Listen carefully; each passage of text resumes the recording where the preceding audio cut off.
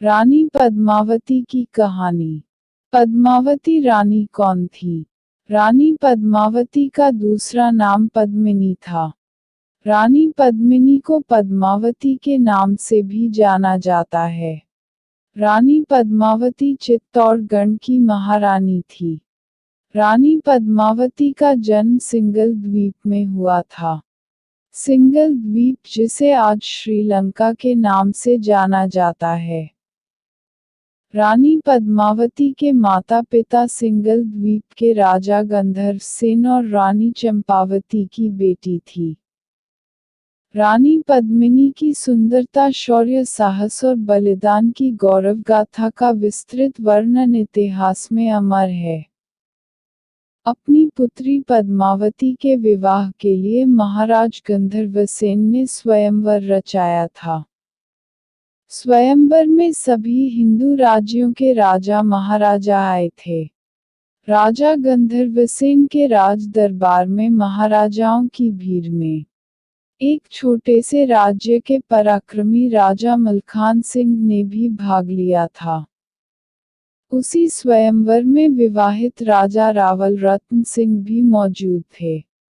उन्होंने मलखान सिंह को स्वयंवर में परास्त करके रानी पद्मिनी पर अपना अधिकार सिद्ध किया और राजा रावल रत्न सिंह के साथ पद्मिनी का धूमधाम से विवाह हुआ था। इस तरह राजा रावल रत्न सिंह अपनी दूसरी पत्नी रानी पद्मावती को स्वयंवर में जीतकर अपनी राजधानी चित्तौड़ वापस लौट आए थे। राजा रावल रत्न सिंह चित्तौड़ राज्य प्रजा प्रेमी और न्यायपालक अपने राज्य को बड़े कुशल तरीके से चला रहे थे। उनके शासन में वहां की प्रजा हर तरह से सुखी संपन्न थी। राजा रावल रत्न सिंह रण कौशल और राजनीति में निपुण थे। उनका भव्य दरबार एक से बढ़कर एक महान योद्धाओं से भरा हुआ था। उनके राज्य चित्तौड़ की सैन्य शक्ति और युद्ध कला दूर दूर तक मशहूर थी। चित्तौड़ राज्य में राघव चेतन नाम का संगीतकार बहुत प्रसिद्ध था। महाराज रावल रत्न सिंह राघव चेतन को बहुत मानते थे। इसीलिए राज दरबार में राघव चेतन को विशेष स्थान दिया गया था। चित्तौड़ प्रजा और वहां के महाराज को उन दिनों यह बात मालूम नहीं थी कि राघव चेतन संगीत कला के अतिरिक्त जादू टोना भी जानता था। ऐसा कहा जाता है कि राघव चेतन अपनी इस आसुरी प्रतिभा का उपयोग शत्रु को परास्त करने और अपने कार्य को सिद्ध करने के लिए उपयोग करता था। एक दिन राघव चेतन जब अपना कोई तांत्रिक कार्य कर रहे थे, राघव चेतन को रंगे हाथों पकड़ लिया गया और राजदरबार में राजा रावल रत्न सिंह के समक्ष पेश कर दिया गया। सभी साक्ष्य और फरियादी पक्ष की बात सुनकर महाराज ने राघव चेतन को दोषी पाया और तुरंत उसका मुंह काला कराकर गधे पर बैठाकर देश से निकाल दिया। अपने अपमान और राज्य से अपमानजनक तिरस्कार किए जाने पर राघव चेतन अपने अपमान का बदला लेने को तैयार हो गए। अब उसके जीवन का एक ही लक्ष्य रह गया था और वह था चित्तौड़ के महाराज रावल रत्न सिंह का संपूर्ण विनाश। अपने इसी उद्देश्य के साथ वह दिल्ली राज्य चला गया। वहां जाने का उसका मकसद दिल्ली के बादशाह अलाउद्दीन खिलजी को उकसाकर चित्तौड़ पर आक्रमण करवाकर अपना प्रतिशोध पूरा करने का था। 12वीं और 13वीं सदी में दिल्ली की गद्दी पर अलाउद्दीन खिलजी का राज था। उन दिनों दिल्ली के बादशाह से मिलना इतना आसान कार्य नहीं था। इसीलिए राघव चेतन ने दिल्ली के पास एक जंगल में अपना डेरा डालकर रहने लगता है, क्योंकि वह जानता था कि दिल्ली का बादशाह अलाउद्दीन खिलजी शिकार का शौकीन है, और वहां पर उसकी भेंट जरूर अलाउद्दीन खिलजी से हो जाएगी। कुछ दिन इंतजार करने के बाद आखिर उसे सब्र का फल मिल जाता है। एक दिन अलाउद्दीन खिलजी अपने खास सुरक्षा सैनिक लड़ाकू दस्ते के साथ घने जंगल में शिकार खेलने पहुंच गए। राघव चेतन ने मौका पाकर ठीक उसी वक्त अपनी बांसुरी बजाना शुरू कर दिया। कुछ ही देर में बांसुरी के सुर बादशाह अलाउद्दीन खिलजी और उसके दस्ते के सिपाहियों के कानों में पड़ते हैं। अलाउद्दीन खिलजी फौरन राघव चेतन को अपने पास बुलाया। राज दरबार में आकर अपना हुनर प्रदर्शित करने का प्रस्ताव दिया। तभी चालाक राघव चेतन अलाउद्दीन खिलजी से कहता है, आप मुझ जैसे साधारण कलाकार को अपने राज्य दरबार की शोभा बनाकर क्या पाएंगे? अगर हासिल ही करना है तो अन्य संपन्न राज्यों की ओर नजर दौड़ाइए, जहां एक से बढ़कर एक बेशकीमती नगीने मौजूद हैं, और उन्हें जीतना और हासिल करना भी सहज है। अलाउद्दीन खिलजी ने तुरंत राघव चेतन को पहेलियां बुझाने की बजाय साफ साफ अपनी बात बताने को कहते हैं। तब राघव चेतन ने चित्तौड़ राज्य की सैन्य शक्ति, चित्तौड़गढ़ की सुरक्षा और वहां की संपदा से जुड़ा एक एक राज खोल देता है, और राजा रावल रत्न सिंह की रूप सुंदरी रानी पद्मावती के अद्भुत सौंदर्य का बखान भी कर दिया। यह सब बातें जानकर अलाउद्दीन खिलजी चित्तौड़ राज्य पर आक्रमण करके वहां की संपदा लूटने, वहां कब्जा करने और परम तेजस्वी रूप की सुंदरी रानी पद्मावती को हासिल करने का मन बना लेता है। राघव चेतन की बातें सुनकर अलाउद्दीन खिलजी ने कुछ ही दिनों में चित्तौड़ राज्य पर आक्रमण करने का मन बना लिया, और अपनी एक विशाल सेना चित्तौड़ राज्य की ओर रवाना कर दी। अलाउद्दीन खिलजी की सेना चित्तौड़ तक पहुंच तो गई, पर चित्तौड़ के किले की अभेद्य सुरक्षा देखकर अलाउद्दीन खिलजी की पूरी सेना परास्त हो गई।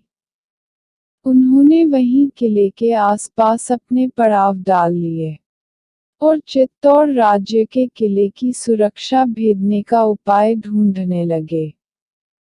कपटी अलाउद्दीन खिलजी ने चित्तौड़ किले के अंदर राजा रावल रत्न सिंह के पास एक संदेश भिजवाया कि वह रानी पद्मावती की सुंदरता का बखान सुनकर उनके दीदार के लिए दिल्ली से यहाँ तक आया है, और अब एक बार रूप सुंदरी रानी पद्मावती को दूर से देखने का अवसर चाहते हैं। अलाउद्दीन खिलजी ने यहाँ तक कहा कि वह रानी पद्मावती को अपनी बहन समान मानते हैं, और वह सिर्फ उसे दूर से एक नज़र देखने की ही तमन्ना रखते हैं।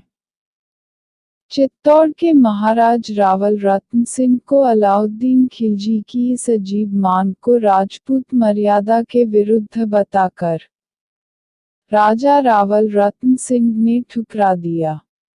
पर फिर भी अलाउद्दीन खिलजी ने रानी पद्मावती को बहन समान बताया था, इसलिए उस समय एक रास्ता निकाला गया। पर्दे के पीछे रानी पद्मावती सीढ़ियों के पास से गुजरेंगी, और सामने एक विशालकाय शीशा रखा जाएगा, जिसमें रानी पद्मावती का प्रतिबिंब अलाउद्दीन खिलजी देख सकते हैं। इस तरह राजपूताना मर्यादा भी भंग नहीं होगी, और अलाउद्दीन खिलजी की बात भी रह जाएगी। शर्त के अनुसार चित्तौड़ के महाराज ने अलाउद्दीन खिलजी को आईने में रानी पद्मावती का प्रतिबिंब दिखला दिया, और फिर भोजन कराकर पूरी मेहमान नवाजी के साथ चित्तौड़ किले के सातों दरवाजे पार कराकर उनकी सेना के पास छोड़ने खुद गए। इसी अवसर का लाभ लेकर कपटी अलाउद्दीन खिलजी ने राजा रावल रत्न सिंह को बंदी बना लिया और किले के बाहर अपनी छावनी में कैद कर दिया। अलाउद्दीन खिलजी ने महल में संदेश भेज दिया, अगर महाराज रावल रत्न सिंह को जीवित देखना है तो रानी पद्मावती को फौरन अलाउद्दीन खिलजी की खिदमत में किले के बाहर भेज दिया जाए। चित्तौड़ राज्य के महाराज को अलाउद्दीन खिलजी की गिरफ्त से सकुशल मुक्त कराने के लिए रानी पद्मावती गौरा और बादल ने मिलकर एक योजना बनाई।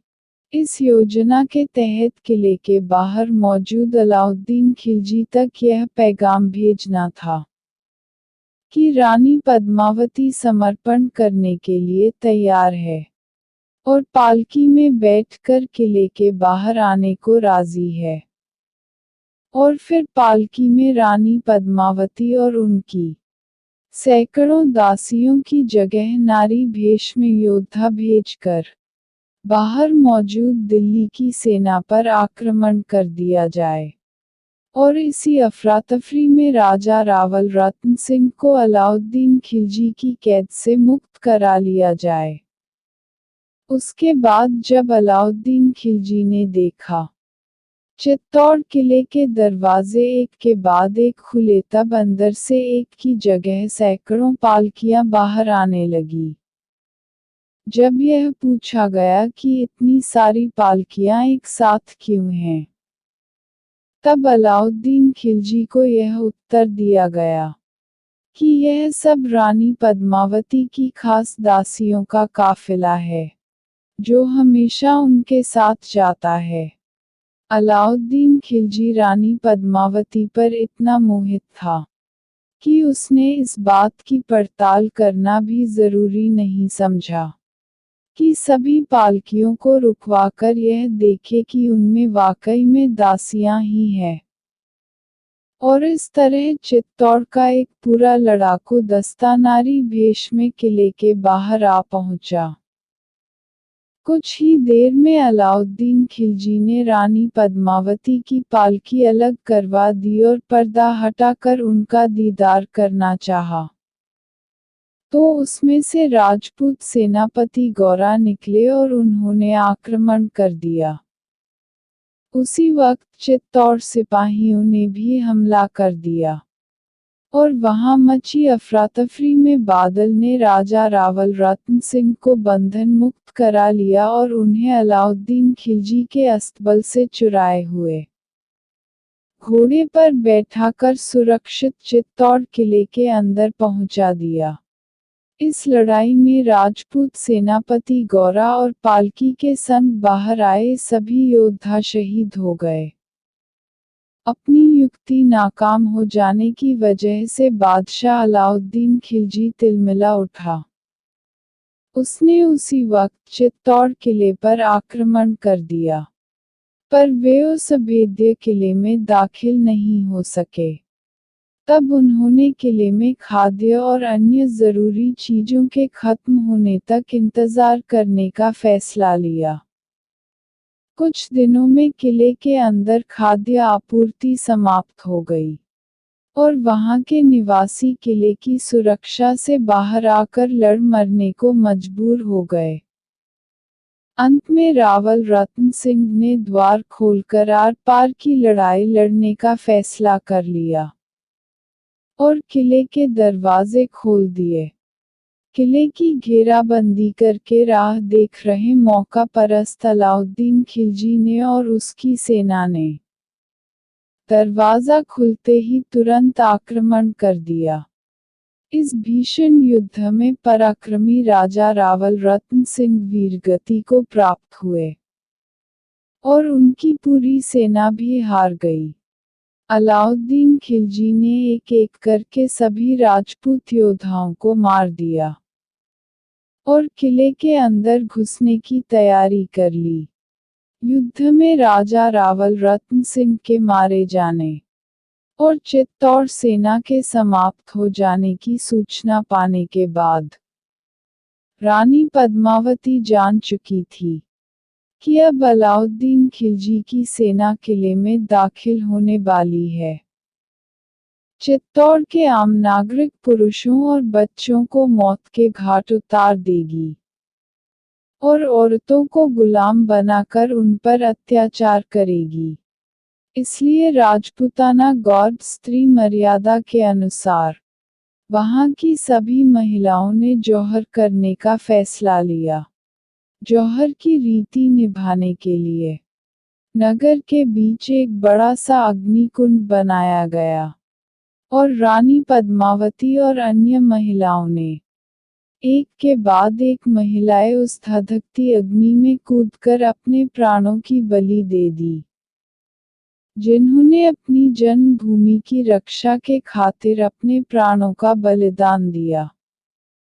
और चित्तौड़ की सेना वहां के आम नागरिक भी सम्मान के साथ याद किए जाते हैं। राजा रावल रत्न सिंह, रानी पद्मिनी पद्मावती गौरा बादल और युद्ध में शहीद हुए जवानों का नाम इतिहास के सुनहरे पन्ने पर सदैव अमर रहेगा।